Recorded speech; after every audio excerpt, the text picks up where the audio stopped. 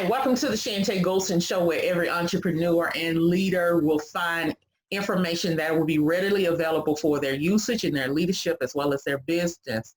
I am Chantay Golson, an American entrepreneur and previous leadership executive, and I want to welcome you. Go ahead and pick up your coffee, go ahead and pick up your tea, turn that radio, turn that TV off, and tune in to us today. I have a special guest. And I want to introduce you to her because she has pivoted her life from one profession to another. And I'm so interested and delighted to have her. Mutita is here with us today. And she is the owner of the company Extraordinarily by Mutita. And so she does have a podcast. So we want you to tune in. It's Get Unstuck Radio, where you can find her on Apple Podcasts and maybe other distributions of podcasts. So a little bit about Mutita. She is a business operations strategist, as well as, check this out, a lawyer who used to work in international organization and have built her franchise business from scratch. And so she pivoted from an attorney all the way into a business owner, and we're going to find out why as we speak with her. But along with those particular things, being a CEO, being an ex-attorney, having a strategist business where she helps entrepreneurs, she served the basis of business owners as well as entrepreneurs, and she systemizes their operational system in order to properly automate and delegate their particular businesses, and she does it from a remote point of view. She and her team members. So they have business and they support their lifestyle and their particular goals. Everybody join me in welcoming Mutita. Thanks for being here today. Thank you so much for having me, Chantay. Absolutely. We're so excited to talk with you today. So, I've heard of these things called Unstuck. I'm actually building a program of Unstuck as well. But when you talk about what is Get Unstuck method, share with us what you're meaning by that. Sure. So my core belief of having this business is I believe that we should have business or businesses that support our lifestyle or our life goal. If not, how do you gonna live your life? That is the only thing that you enjoy, right? And it shouldn't be the other way around. So many people get stuck in the part that this is something that it would take them to get to where they want to be in terms of business-wise. But they haven't figured it out of their priority at the very beginning. So Get Unstuck method, we started from your personal needs, your personal preference. Then we will see that your business currently have support that lifestyle yet or not. And we will figure it out by that. Okay, so you're really talking about the ability to find your passion, turn that intellectual property that you have from your experiences, doing work, your jobs and et cetera, and turning them into a business that can support you instead of having a main job and a side gig. Is that what you're really referencing? Not really. So we mostly we work with those established business who already started to feel burnout. So when you want to scale into like more 7-figure, late 6-figure, 7-figure, or even more, of course, you need to have a team. But how do you run the team? How is your day-to-day activities looks like? Do you really live the life that you want currently? Even though you are a business owner, you are CEO or any position that you are running currently. But what exactly make you feel fulfilled within yourself in terms of like running day-to-day activities, both personal and also professionally or business-wise? So Get Unstuck method coming in to audit. That will be the first thing that we go through. We will audit your preference, both personal lifestyle. How do you want to live? Are we live, travel 2 to 3 times a month or a year? Depends. Having a remote home, running around many houses, or keep moving the country like me. What do you prefer to live? Like some people want to live in the yard and having all family on board and homeschool their kids. So it has to have a business They have to have a business that really support the way they want to live, because they have only one life, but they can create any business at any time. So that's this our core belief, that this operation system, when I talk about operation system, is both for how do you have your perfect day every day? How do you optimize towards that and have the free time to enjoy every single of your lifetime? And also having a profitable business that support or fund your priority. Okay. All right. So why do I even need to have a system? Is it because I need to center my business around my desires, my passions, as you just stated, or are there rather, I'm sorry, other reasons why I need a system? I love this question. Everything, I mean, from the system person who is like really geek out in this system, everything in my life is system, and everything that everyone's do is system. How you wash your hands, how do you wake up at the very first thing? Like, do you make your bed first, or you just left the bed and go to toilet, right? Some people doing that. These are the different way of like autopilot, or what I call system, that how you live your life. Same as your business. But here's the thing. Many people not really focus on the system because they enjoy the creative part. We started the business from the idea, right?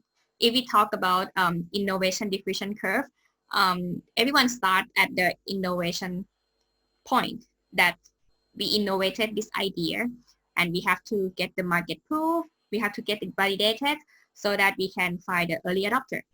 So from there, the excitement, the enjoyment of every single thing is new, and we still have to figure it out. And that is the idea. And along the way, there will be more ideas coming up. So if you're thinking it that way, new things can keep popping up because we are lifetime learners. But how the business is running, without something that concretely and proven the result every time that will make it profitable, that is a system.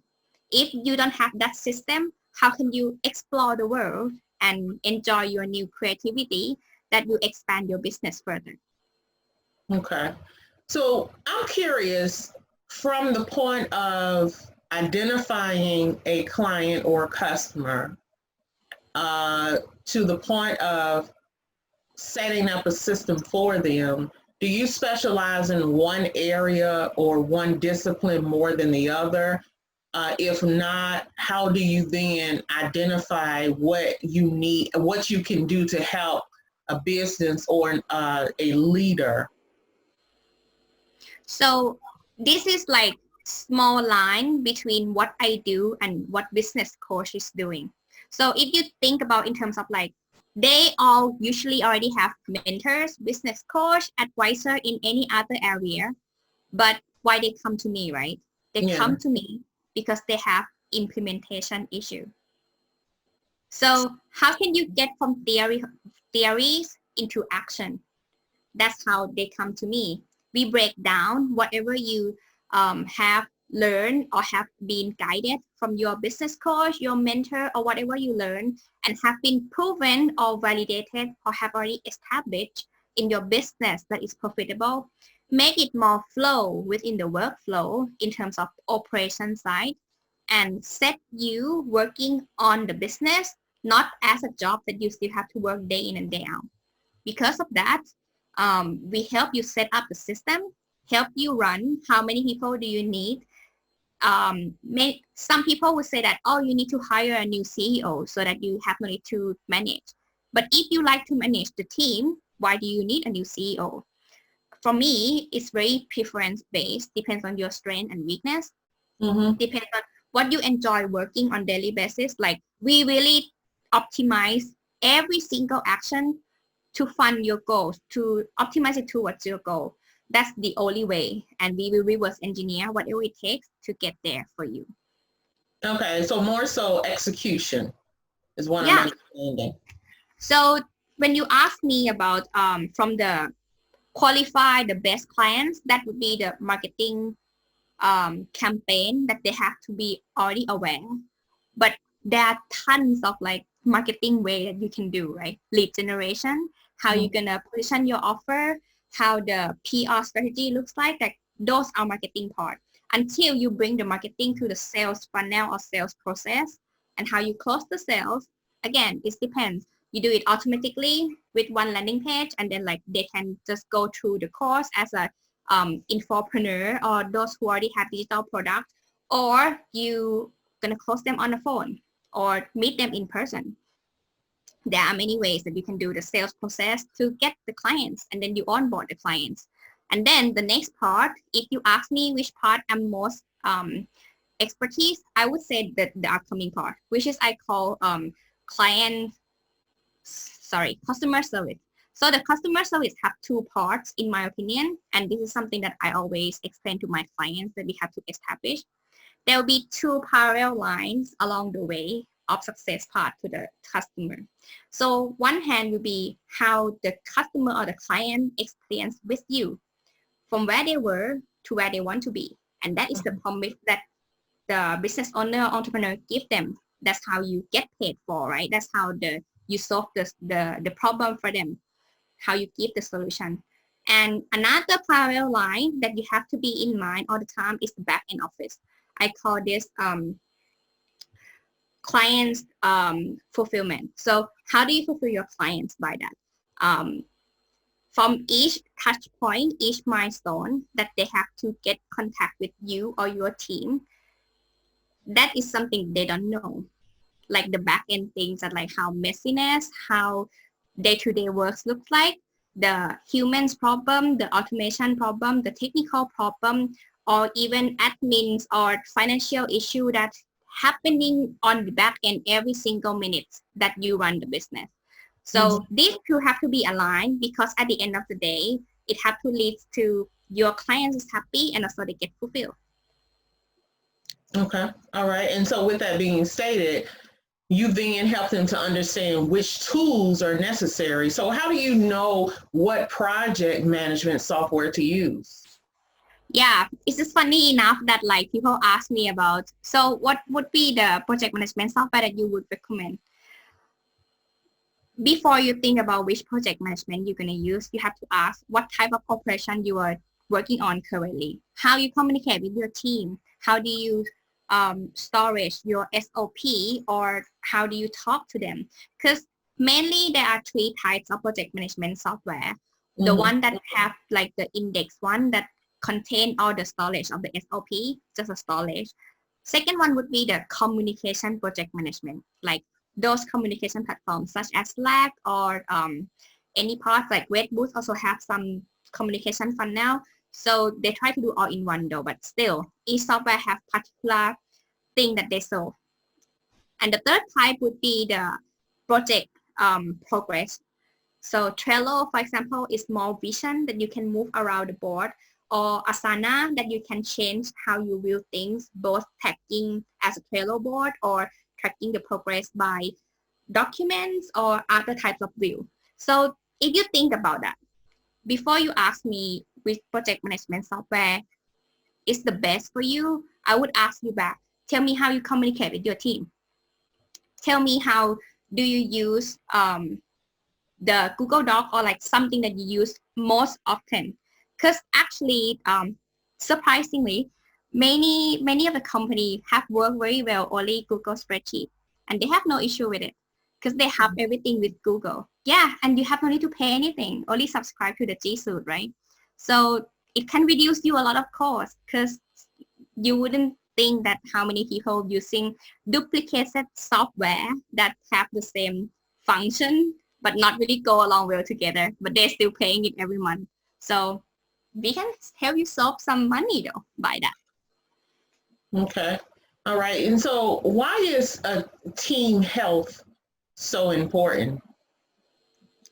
Right. So once thinking about when you have a small team or like some helpers with you, but then you have more team member that you have to keep them on track and also like keep communicate them from time to time. Having team health check is something that I came up with like from the personal perspective, that how do you want to live your life at the fullest potential?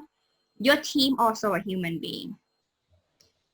My team, I always tell them that we're gonna work smart and we're not gonna work hard. Like we're not gonna do some like agency work that like 24/7 and serve the client at like the best ability. We do at our best ability, but not like 24/7. Like we know our capacity. We will have the support team that have different time zone instead. So it's how you organize the workflow and the communication platform, right? That's how the project management and project manager coming in. So team health check, we do that every 90 days to check how they are, how they like the current workflow. Do they need to change anything? Have they reached the evaluation, the KPI one that we have? Do they like it, this style of working? Because they are the one who do the work, not really you anymore, like not really me anymore. I am the one who observe and organize like at the high level. But they do the work. So you have to pay them well, and you also have to understand them well, because if anything happens, do you have backup, right? So people build a team, not really build a backup team even. Like these things are quite complex, but team health matters because you want them to be happy and healthy physically, mentally, so that everyone's happy. Your clients will feel that, like the energy will flow. You also gonna happy because everyone's just like happy to wake up to work every single day. So that's why team health is very important. So when you started your business, how did you get to, or how at least initially did you pay your team well enough to keep them happy? A lot of business owners, while a lot of the audience are more established, there are things that they are incorporating in their business that's quite new, and that causes their overhead to be much bigger. So when you first got started, how did you pay your team members well enough for them to be satisfied to stick around? Yeah, stick around is so again, I say this often, but it depends, right? So it depends on the first hire. It's go back to your strength and weakness and what you happiest thing that you want to do. So when you know that what do you want to focus on daily basis, you will know what you don't like doing. And those are the things that, are you not interested? Those are the things that you want to dedicate first. Right. It's gonna take a lot of time. Like some people can help you get things done by 2 hours that you have been doing for 4 days, for example. So those kind of tasks, just let other people do it for you. So talking about a certain particular task that you have just started delegate, I always negotiate at the very beginning. I always start from contractor, and actually I build for my clients all contractor as well, because these are all remote people. It depends on your laws though. This is something that you have to advise with your attorney, whether how they interpret employee, because that would be overhead that's going to be fixed cost, right? But contractor, you can negotiate a little bit outside. I mean, it's more flexible by like working hours, or if you want to increase the hour by time, you can just have a talk to them and have additional contract and so on. I think that is more negotiable. And I actually prefer to hire my team member who have like somehow like their own business, because they also have their support team. They not really work by their own. So I'm not really go forward to the freelancer right away. There are many business who agree on the deals that like more affordable.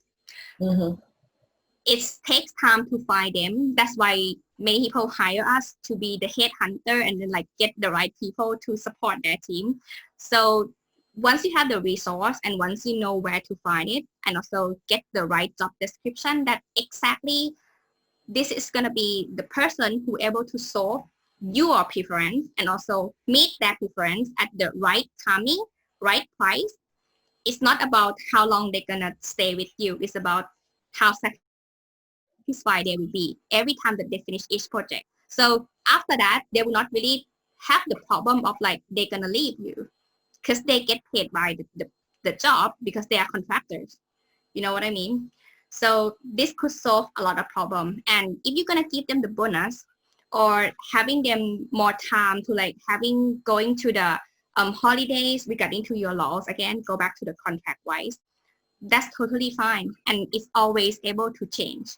contracts are binary, like it's two-sided agree or like more, and don't stick to one contract. I mean, from over the time, things change, the company model change, commission rate change, everything change. Just go back and talk to them and have a very sincere conversation. So it also starts from how you work with other people. What is your culture? How do you communicate with them?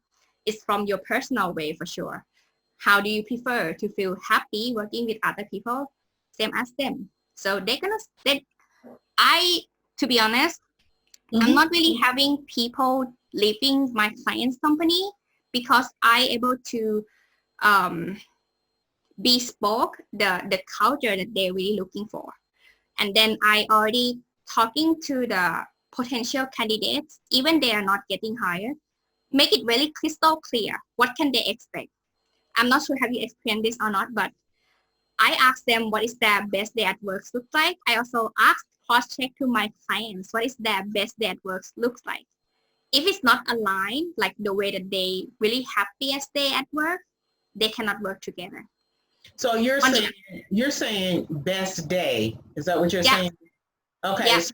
So you want the contractor lifestyle or characteristics to match the client lifestyle or characteristics. Might not be characteristic, but like emotionally and the mindset wise.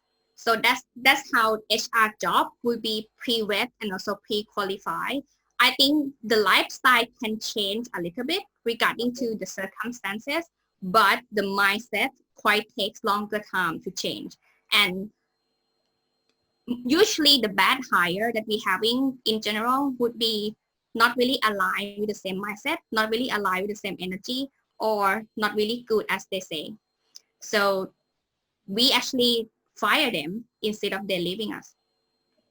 Okay, so then how do you pre-qualify the contractor to see if they are a good fit for the customer or the client? What are some specifics or questions that you ask to figure that out? I don't really have a specific question. It depends on the position again, but I have a very long onboarding process and my clients know. So when they hire me to be the recruiter on the delegation part, we got hired 30 days, but it can be a lot faster, but we need 30 days to pre-qualify them. The way they talk to me and my team, the way they respond to our test. Some clients have like personality tests like Kobe or something. It depends. If that is their preference, that's fine. But if the contractor or freelancer not really at the level of corporate people, they might not really experience those type of like A+ type potential people or like leadership and so on. Like that's not really matters. Why you delegate the task? You delegate the task because you want to get things done, right? So if we hiring by solution oriented, like what we do, we really check their previous work and check the way they explain. Even though they have a very nice portfolio, but they couldn't communicate, they're not going to be success candidates. Because even they couldn't talk to the HR, how can they talk to the rest of the team, for example? Okay. I really focus more on like how they work and how they commit and the way that they show their ability to success. Because if they couldn't complete the task, that would be since like pre-screen that since they apply and they not really answer exactly what we want, they're already down. Like they already got denial, first stop. And then we keep qualifying them. Like we really takes time to like until we say that, okay, let's book a call and have a 15-minute chat. Like it's going to be some back and forth, like 4 or 5 times at least before we're going to see each other and see again how the mindset, like front to front like this, how they respond the question, and also would it be aligned to my clients or not.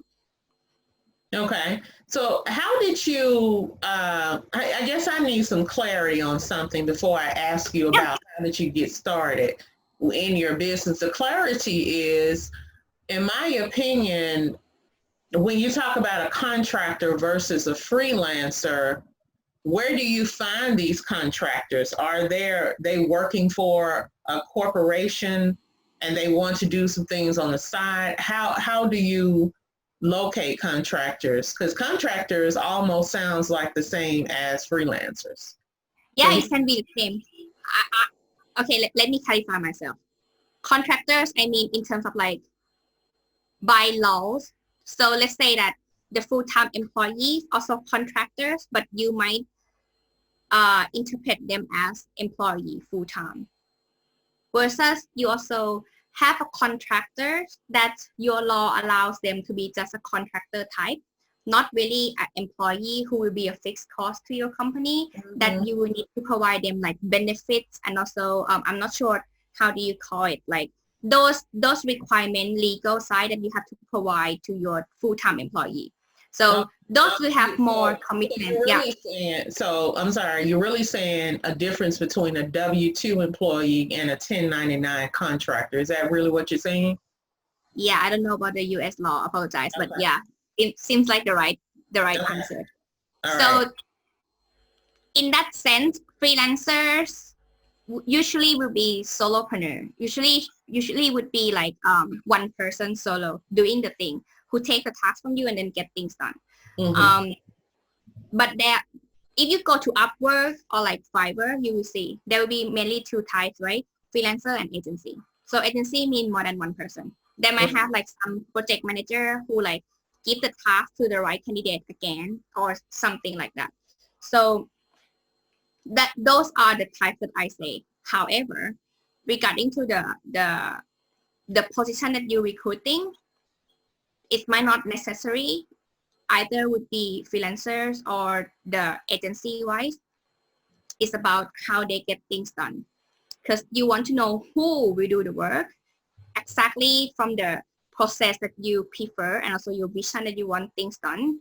Depends on it would be for the expertise that they will have their own framework to get things done, or you just want some followers to follow you. So if you just want follower, you just go for freelancers or assistant. That is totally fine. You can reduce a lot of cost. But where to find them, right? I have partner, like for example, Philippine based, we have partner up, and I do really recruit from local source. So I partner with them and they will help me and also my clients to find the right person. So they do the job, and that's how I outsource that part. Okay. All right. So how did you get started with your business? How I get started? So I burn out. I was so burned out in the international organization. Doesn't mean I don't like the job. I don't like how the organization runs. Like it's quite bureaucratic, which is unexpected. Okay. So I discovered that, and I know that I don't like bureaucratic things. I don't like seniority. So I left and I started my online business 3+ years ago. So I started from like life balance coach again. Quite success at that time and burned out again because not really able to figure out how can I scale, or like how can I do all different 7 hats on my head at the same time. So I paused that and I got innovated to join franchise company with my previous business partners. Okay. We start that from scratch, like really from scratch, and I got to learn that, okay, operation system actually very important. Very, very important. You can franchise, right? You can just give someone who have no experience at all, but can able to success exactly what you are doing.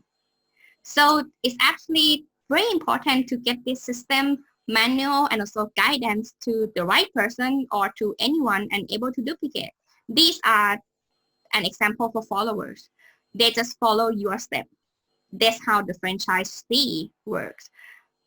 So I just like developed the skill set 3 years ago, and from there I left the franchise just about something, but just leave the franchise because I think I want to pursue another path, and I just started this operation strategist along the way because I just really like it, and I have been doing it from like scratch, like really from scratch, like research everything, read everything, and building my own company with my partners with that. So very first-hand experience. Okay. All right. Well, I thank you for being here today. Share with us where people can find you on social media or where they can find you on your website. Sure. Thank you so much for having me as well. So they can search Mutita Panmuk, Mutita PANMOOK. They can find my social media with that name.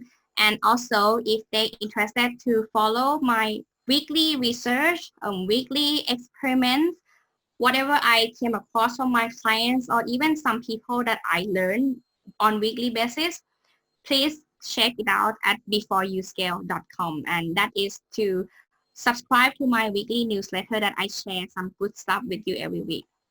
Okay. All right.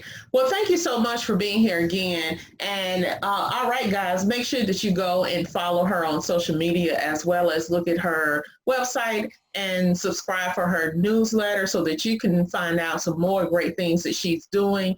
All right, guys, we'll be back next Thursday. So if you want to see the visual podcast in video, go to my YouTube channel, Chantay Golson International, and you'll be able to see this interview by video. All right, guys, as always, make it a great day. Be productive, and we'll see you next Thursday. Bye for now.